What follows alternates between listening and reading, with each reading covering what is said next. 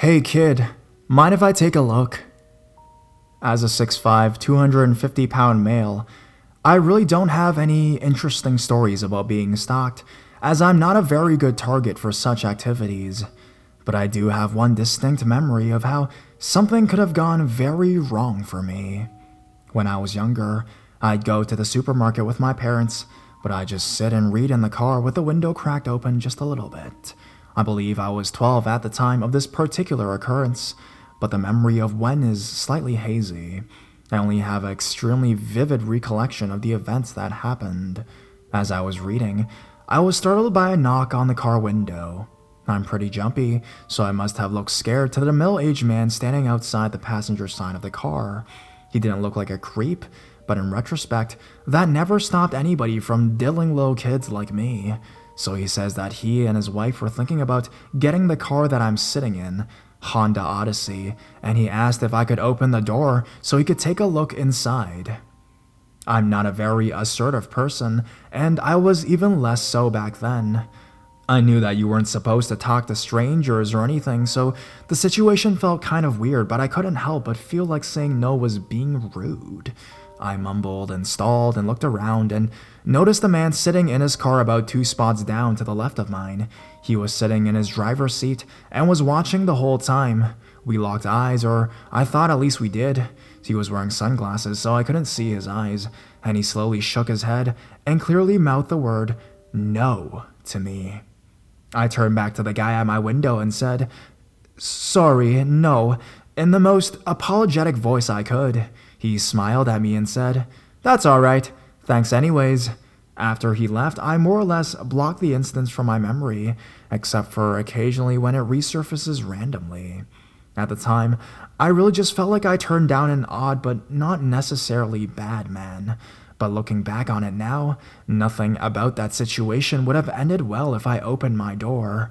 Sometimes I wonder about what would have happened if that other person wasn't there.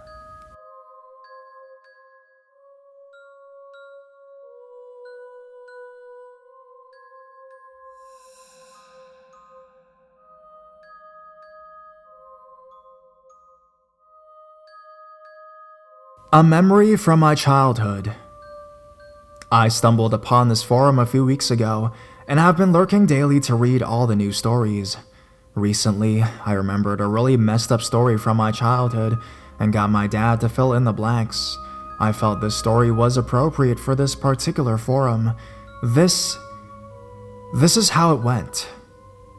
About 8 years ago, when I was 10 years old, my dad and now ex-stepmom got into another knockdown, drag-out fight. So, in order to get a few days away, my dad loaded my older sister and I into his truck and took us down south a few hours to my uncle's house to spend the weekend. On our last day there, my dad took my sister and I to an old battleship that had been turned into a tourist attraction.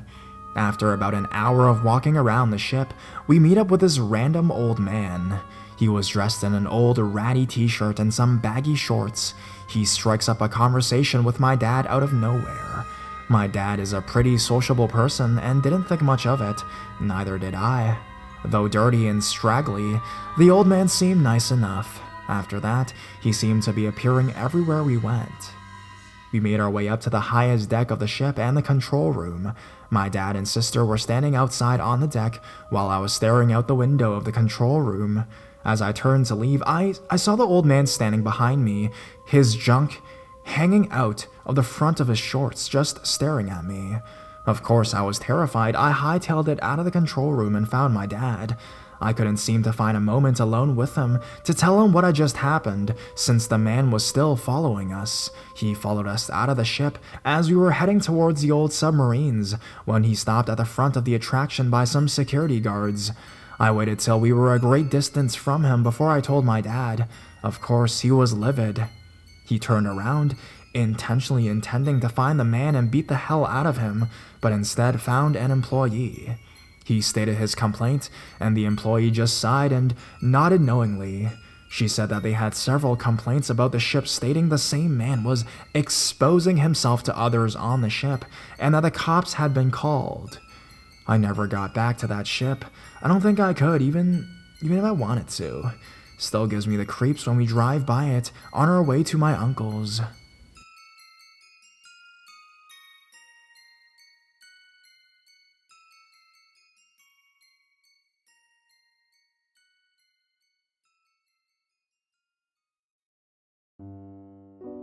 Childhood nightmares in Texas. Okay, been on this Reddit for a few days now, just reading post after post. Gotta say I'm hooked, and am currently changing daily habits because, dear lord, got directed here from YouTube, and all these stories reminded me of one of my own. This is my first time ever posting on Reddit. Feel honored. Okay, so my story needs a little backstory first. I am and have always been a very small girl, standing at 4'11", full grown, now at 27. I've always been able to pass as being much younger than I am, especially if I'm not wearing makeup. When I was a small child, at about 7 or 8 years old, my father bought a little cabin in a town in Texas called Livingston, in an area of Livingston called Onalaska. I specify because of the second part of the story. Anyone with kids needs to be very wary of the area. The cabin was really nothing remarkable at only 600 square feet. It was just really one big giant room, a teeny kitchen the size of a normal bathroom, and a bathroom the size of a large closet, and a porch out front. The whole property consisted of 2 lots, so there was plenty of space, but the cabin itself was dinky. The whole area was in a strange mix between backwoods and suburbia. It was a true neighborhood, but not the prim and neatly kept neighborhoods I was used to in the suburban Houston. Despite this, it became a very fond place for me, and some of my greatest memories in life are at that cabin, including my evacuation story from Houston during the Hurricane Rita, but that is a story for another day. Anyways, around 11 or 12 years old, my father bought me a 4-wheeler, and the little lake town suddenly became a lot bigger. I didn't go super far, but I definitely ended up going further than I ever had gone before. And it was quite common to see me zipping up and down the roads with a pile of neighborhood kids on the back of the 4-wheeler when we would go up to the lake house on weekend visits. This was around 2001 to 2002, so cell phones were a thing, but it was still common for people not to have them. Usually I had a beeper that I carried around, but with no phones at the lake house, my father gave me a walkie-talkie with a very long reach instead. Looking back on it now, from a world of cell phones, this seems like a bad idea, but this was a small town, and we had spent so much time here that it felt safe. So one of these weekends I was buzzing around my neighborhood like I usually did, and I stopped at this peninsula that looked over the lake. This was a set of docks that us kids always came to when we wanted to swim. And I was overlooking the lake when my walkie-talkie buzzed to life. Naturally thinking it was my parents trying to reach me, I answered quickly. I couldn't quite make out what they said at first, so I tried confirming that it was my dad. This point in the neighborhood was a very little ways away from the cabin, but I had reached my parents from this point before, so despite the fact that I could not recognize the voice, I assumed it was my dad. Nothing seemed out of the ordinary at first. I don't remember exactly how the conversation went, but it was off enough that I remember being slightly annoyed, garbled questions that I answered, but no answers that would have hinted who I was or where I was. Eventually, the conversation started to drift in a way that I knew something was off, but I was not alarmed just yet. As my dad was notorious for pulling pranks on me and goofing around, I just kept talking stupidly. Alarm bells weren't going off yet.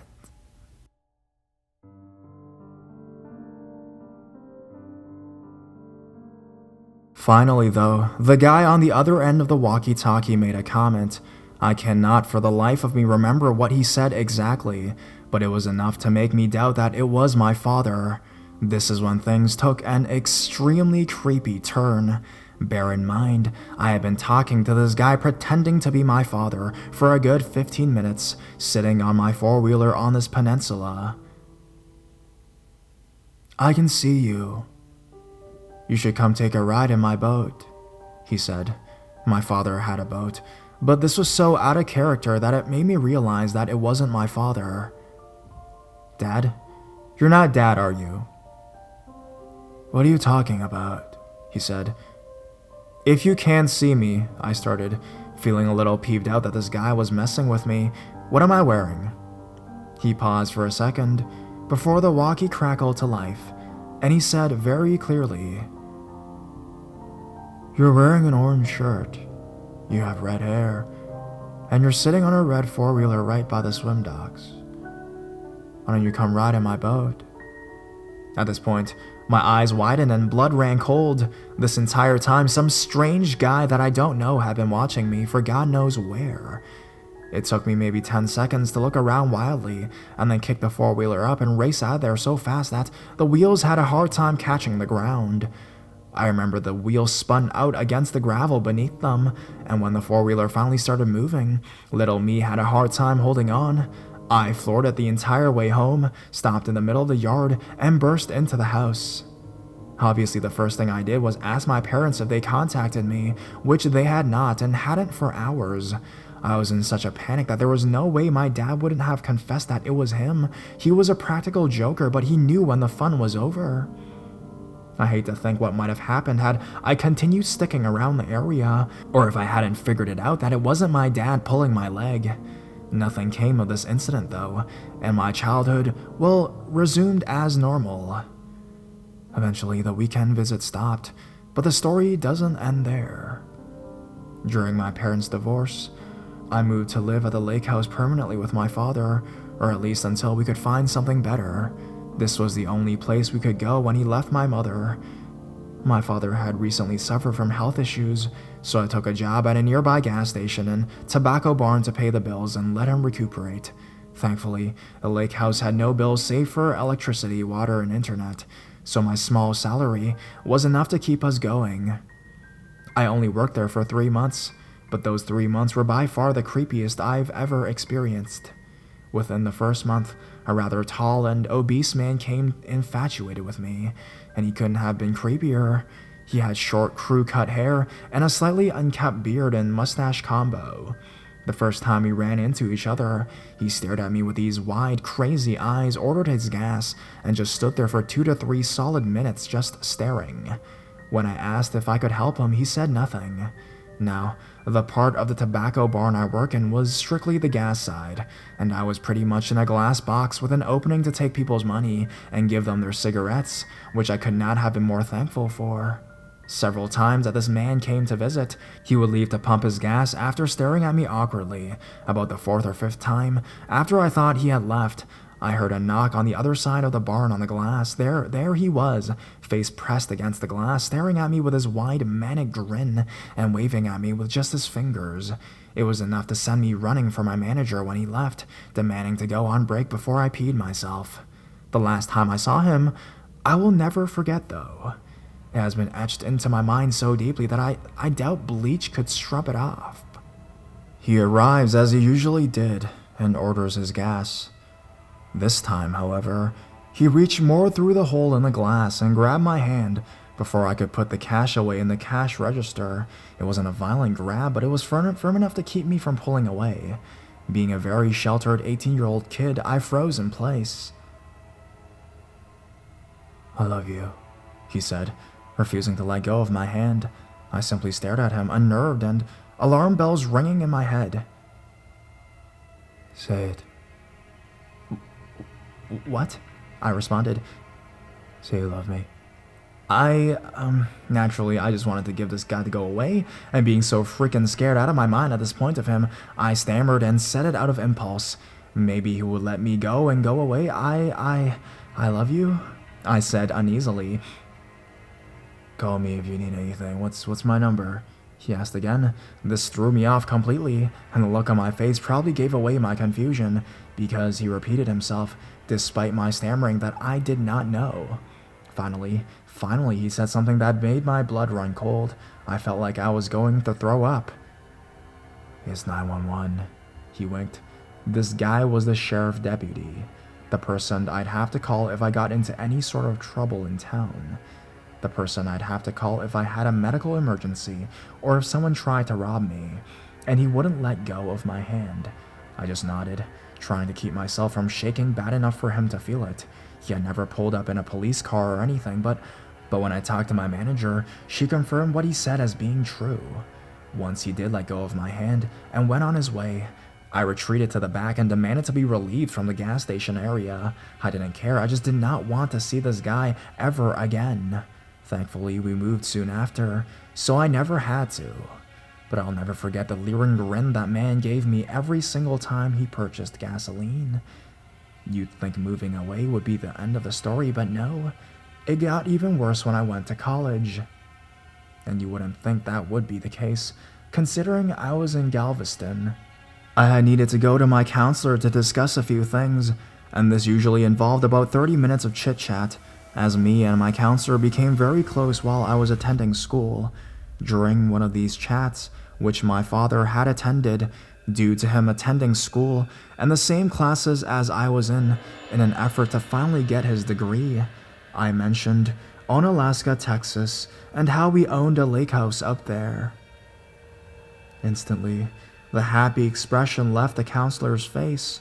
She informed me that she had been a social worker in that area for quite a few years, and suddenly, my childhood playground took on an extremely dark turn. And the sheriff at the gas station became a nightmare. Apparently, the area was notorious for pedophilia, kidnappings, and other horrible incidences. Whole neighborhoods, including police officers, were in on it, and it was common for people trying to out the incidents to either go missing or be completely thrown off of the community through intimidation tactics.